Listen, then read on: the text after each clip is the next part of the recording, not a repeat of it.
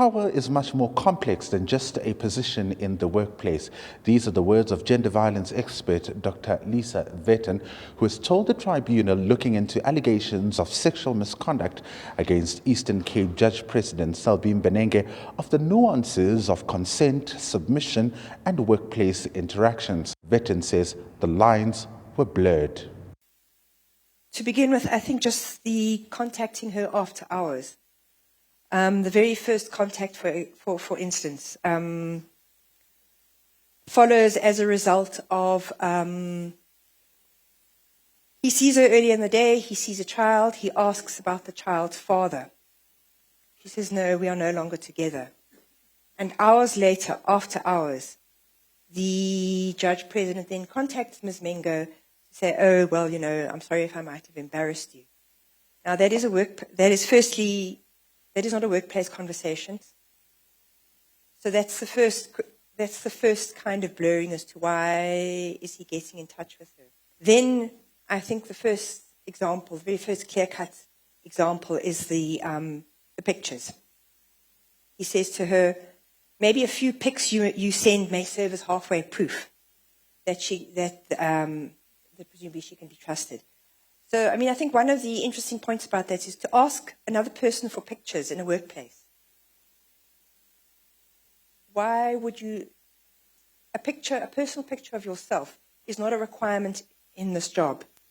She's a secretary.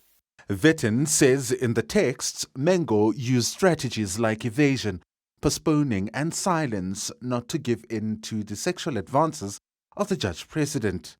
It's Mbenenge's version that all of the salacious texting and interactions were consensual, but the expert found she was not a willing participant. It's not going to happen. So, I mean, you can see that there is somebody staking boundaries. And I mean, just the fact that if somebody persistently asks you for something and you don't give it to them, you don't want to. So this comes across as reluctant and unwilling, and outright no. Mbenenge's team hit back, accusing Vetten of omission and bias. They argued that not going through Mengo's cross-examination, where her evidence was tested, makes her incapable of assisting the tribunal. But your analysis is not objective if you declare that your analysis is based on reading one aspect that's untested. That's all I'm saying to you. My analysis is predominantly focused on the WhatsApps. My analysis is predominantly focused on the WhatsApps, which is what you have and what the complainant has. You will test my version under cross-examination. No, I agree. All I'm saying is that when you don't have the totality of the record, it has an impact on the intellectual output, which is what is required here.